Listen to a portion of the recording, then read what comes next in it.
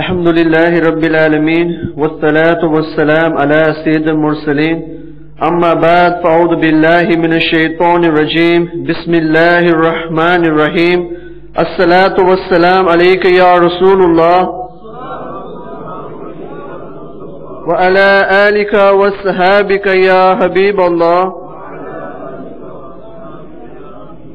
الصلاة والسلام عليك يا نبي الله وعلى آلك وصحابك يا نور الله. My dear Islamic brothers, try to come closer and respect of the bayan. Try and sit in the folded leg position as you sit in salah. If you get tired, then sit in any comfortable position. Try to lower your gaze and listen to the bayan with full concentration. Because listen to it inattentively, looking here and there, playing on the floor with your finger or messing around with your clothes, body or hair may result in the removal of its blessings. Sheikh Muhammad bin Sulaiman Jasuli Rahmatullah Alayhi says that I was once on a journey. At a place it was time to offer salah. There was a well there but no rope or bucket to pull the water out. I was still thinking about the problem when a girl on top of a house looked and asked, "What are you looking for?" I replied, "I am looking for a bucket and some rope." She asked my name and I told her. She said, "Oh, so it is you who is spoken about a lot. But your condition is such that you can't even pull water from a well." After saying this, she spat in the well. As soon as she did this, the water started to rise in the well and it started to flow out. Muhammad bin Sulaiman Jasuli Rahmatullah Alayhi, he performed his wuzu and he offered his salah. And then asked the girl, "Tell me truthfully, how you have achieved this marvel? How did you achieve this marvel?" She replied, "I recite Durood Sharif and with these blessings this has happened. Sallu ala al-Habib sallallahu ta'ala ala Muhammad sallallahu alayhi wa sallam." In Bani Israel there was a pious woodcutter. His wife was the most beautiful woman of Bani Israel. The two of them were living a very happy life and they had no problems.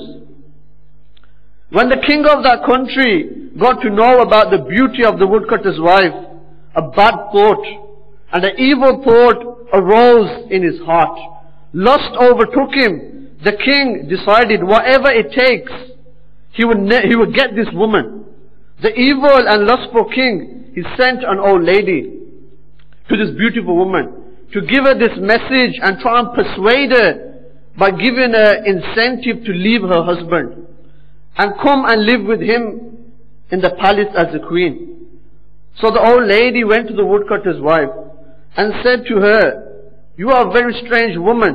You have so much beauty and you are living with such a person who is very poor, who cannot give you the comforts, who cannot give you the luxuries. If you want to become a queen, the king has sent a message that if you leave the woodcutter, I will take you out of this poverty and make you rich, make you the jewel of the kingdom. You will get diamonds and jewelry. You will get exclusive and expensive clothing. All the time you will have maids and servants waiting to serve you, and you will get a high standard of comfort and facilities." The Prophet ﷺ said, "Leave the world to the worldly, addicted man. He who takes from the world in excess of what is necessary for him takes the path of destruction without his knowledge." So this old lady said to the woman, "To get all this, the king has said, all you have to do is to leave your poor woodcutter husband and come to me." So when the woman heard this information, greed overtook her. All she could think about and visualize is about the luxuries and the wealth.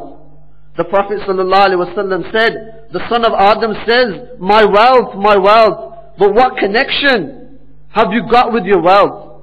You have destroyed what you have eaten. You have rendered old what you have put on. What you have given in charity has gone, and it's gone for permanent. The woodcutter's wife, she started to annoy her husband on purpose.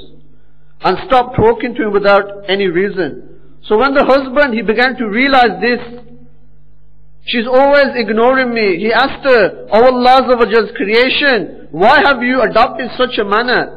When the woman heard this, she responded by ignoring him even more. Eventually the woodcutter was forced into having no other option but to divorce his wife. The woman, out of happiness, she rushed and reached the king. The lustful king, upon seeing her, he became overjoyed. He married her straight away. The wedding celebrations were extravagant and lavish. On the night when the lustful king, he advanced towards his newlywed wife and he lifted the veil, the king instantly became blind and he could not see this beautiful woman who he got married to fulfill his lust and his desires. The woman, when she looked up to see the king, also became blind. Neither could see each other. Then the king advanced his hand forward to touch his wife, for his hand froze and he could not move it. The woman tried to touch the king and her hand also froze. When they both tried to talk to each other, they both became deaf, dumb, and their lust totally finished. They both became instantly worried. And when the servants came in the morning, they saw that the king and his new wife had become blind, deaf, and dumb, and their hands had become useless. When the news reached the Nabi alayhi salam of the time, the Nabi alayhi salam inquired in the court of Allah Azza wa Jal, and the response came that they will never be forgiven for what they have both done. Did they both think that how they treated the woodcutter, or was unaware of it?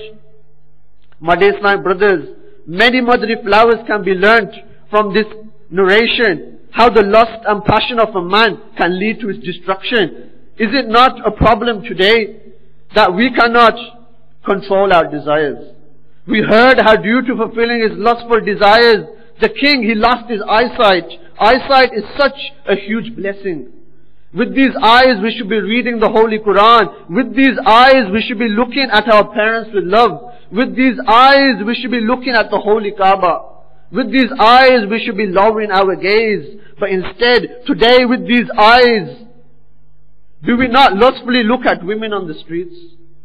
Do we not lustfully look at women in magazines, or look at women on the internet, or look at women on the phones, or look at women in dirty videos, or look at women on DVDs, or look at women in the newspaper, look at women on the television, or look at women at work, or look at women at weddings? Have we ever thought, just like that king, due to us looking at women lustfully, our eyesight is taken away? Just like that king, we become blind. If we are not punished in this world, how are we going to bear the punishment of the hereafter? A narration says, if one fills his eyes with haram, they will be filled with the fire on the day of judgment. On that night of ascension, the beloved of Allah sallallahu alaihi wasallam, he saw people with nails hammered in their eyes and ears and asking what they had done. He sallallahu alaihi wasallam was told, they watched what you did not watch and they listened to which you do not listen to. We become restless if a bit of dust gets into our eyes. We suffer a bit if our spices get into our eyes. We cry in pain if we accidentally poke our eyes with our finger. Our delicate eyes cannot bear even a bit of smoke blown into them. We cannot even stand near onions whilst they are being cut. What will we do if nails are hammered into our eyes for looking at non-Muharram women lustfully? Once Sayyidina Hassan Basri rahmatullah alayhi was walking through the streets of Basra, and he saw a man being dragged, and his dead body was being dragged along. When Sayyidina Hassan Basri rahmatullah alayhi looked at that man who was being dragged, they fainted. When his Mariz asked, Ya Sayyidi, what happened? Why did you faint? Sayyidina Hassan Basri rahmatullah alayhi said to his Mariz, do you recognize that man? Do you recognize that dead body who's being dragged in the streets of Basra? Do you recognize who this is? His Mariz replied, no. Sayyidina Hassan Basri rahmatullah says that this man was one of the most pious men, pious people of his time. One day he was going to the masjid and he saw a woman. She was walking on the other side of the street. His eyes fell upon her and he fell in love with her. Instead of walking towards the masjid, he changed his direction and he started to walk after the girl. Remember, this young man was heading towards the masjid. His redirection has now put him on the path to hell. He walked after the girl and he went up to her. My dear brothers, do you know what he said to her? He proposed to her. He said, I want to marry you. The girl replied, I am a Christian and you are a Muslim. We cannot get married. The girl said, if you really want to marry me, then there is only one thing you need to do. And that is, you leave your religion and accept my religion, and then we could get married. So this man, he went home and he started to think all day and night. He started to think, what shall I do? What shall I say to her? This young man, he went to the girl's house and he knocked on the door. He said to the girl, that proposal you made to me, what you said to me before, I accept that. That young girl replied to him by saying, "Oh foolish man, you cannot be faithful to your religion. How can you be faithful to me? Listen, last night I had a dream, and in that dream the angels, they were dragging me towards the fire of hell, and then a voice was heard, don't throw this girl, but throw this man," meaning you. Then the girl grabbed hold of you, then the angels grabbed hold of you and threw you into the fire of hell instead of me. And then she said, a man came and he taught me how to read Surah Ikhlas. "Oh foolish man, Alhamdulillah Azza wa Jal, I have accepted Islam, I have read the Kalma, and now I am a Muslim. And for the love of me, you have changed your religion, so we could never marry." Sayyidina Hasan Basri Rahmatullah Alayh says this is the same man. He is dead now and people are dragging his body to the streets of Basra. The sin of fornication of the eye is the greatest amongst the minor sins. He who cannot control his eyes, he cannot control his organ. Hazrat Isa alayhi salam said, "Take care of your eyes as it sows the seed of sexual passion in the heart, and that is sufficient for the creation of danger." The Prophet sallallahu alaihi wasallam said, eyesight is a poisonous arrow out of the arrows of the devil. He sallallahu alaihi wasallam also said, a woman is the string of the devil. My dear Islamic brothers, just think to yourself, how much a mother, she loves her child. How much affection, how much kindness, how much time, how much sacrifice, how much devotion, how much worry she has for her child. In those cold winter nights, when a child wets the bed, she picks up the child and she puts him in the dry area. And herself, she sleeps in the wet area. She gives up her sleep to make sure her child sleeps properly. An incident which took place in the UK, where a young Muslim brother who was attending secondary school, he started to go out with a girl. Unfortunately, some of our young Muslims today, under the influence of non-Muslim friends and watching soaps and dramas and films, feel left out if they do not have a boyfriend or a girlfriend.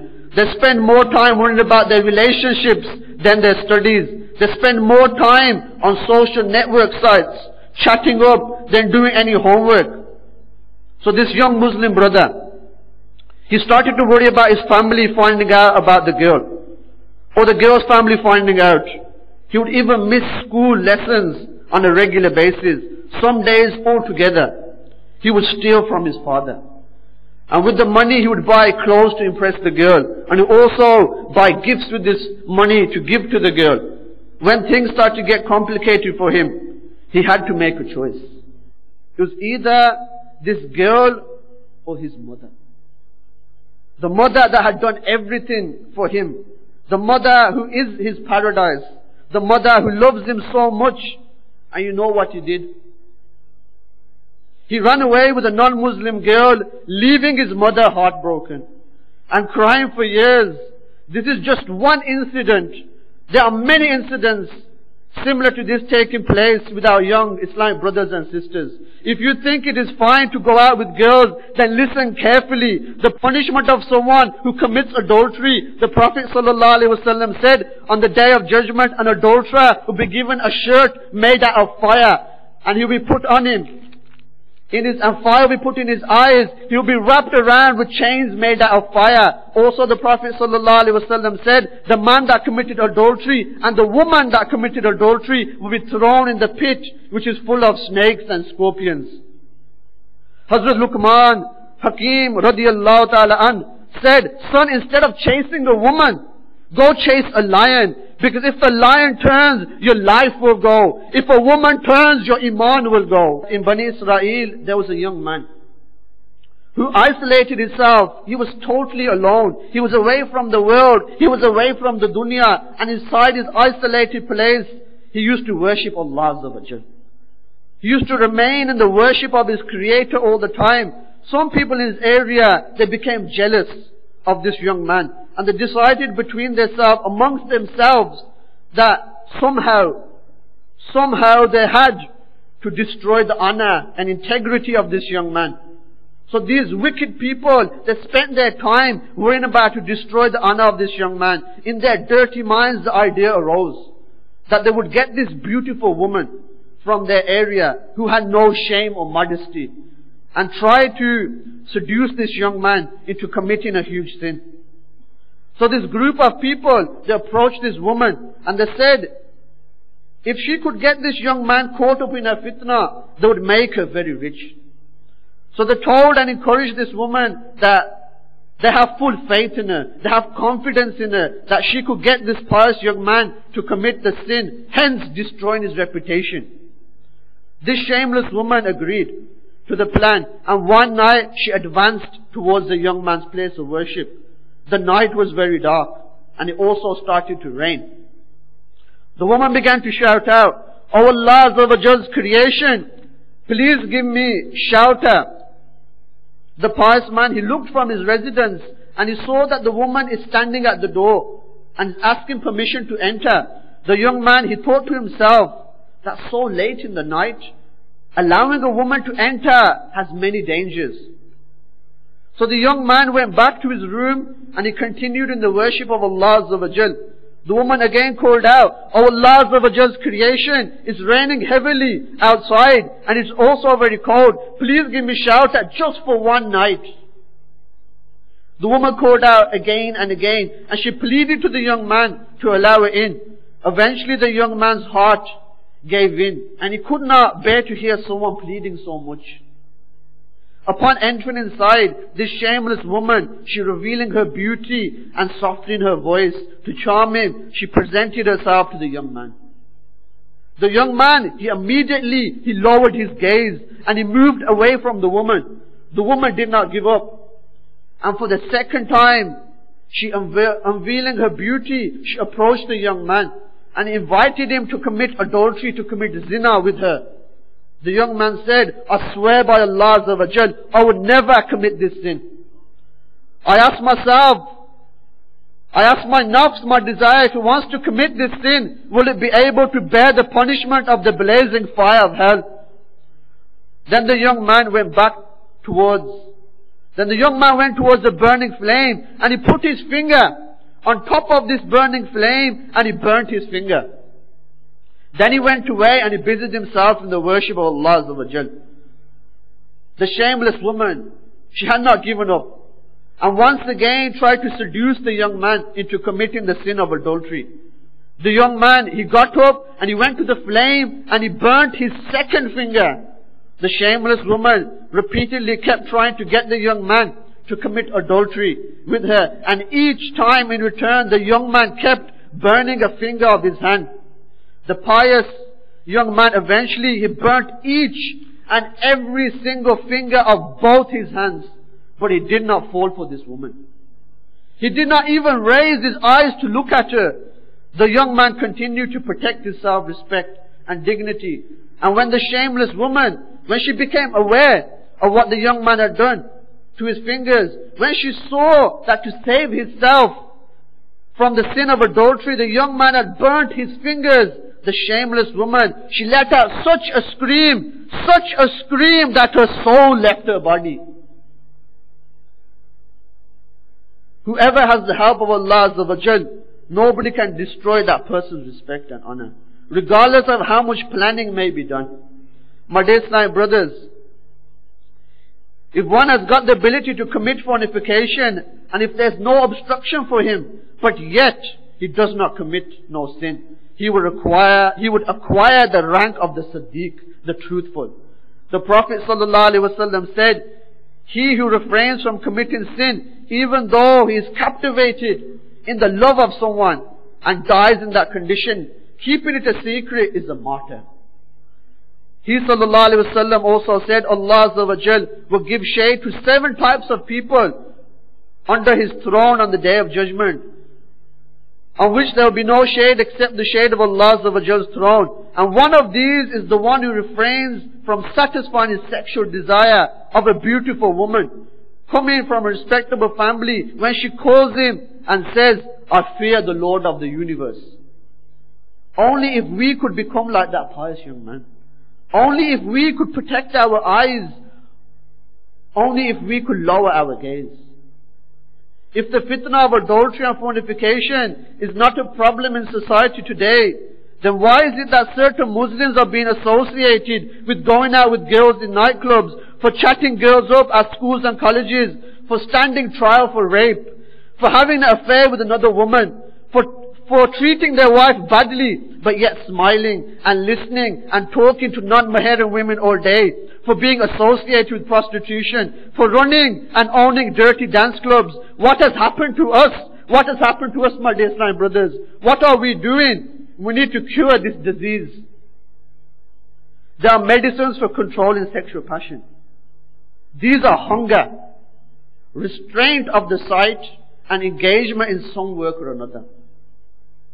3 medicines for us. Where do we find these?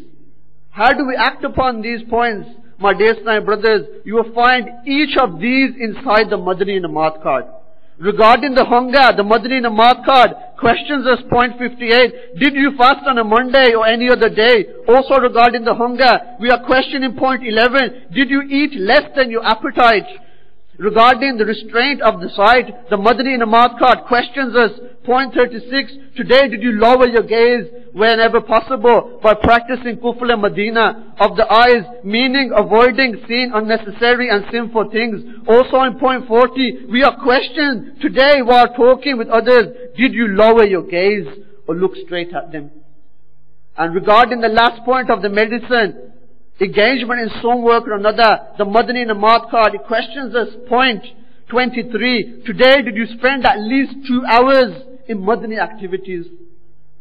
Also in point 59, we are questioned, did you travel with the 3-day Madani Qafla this month?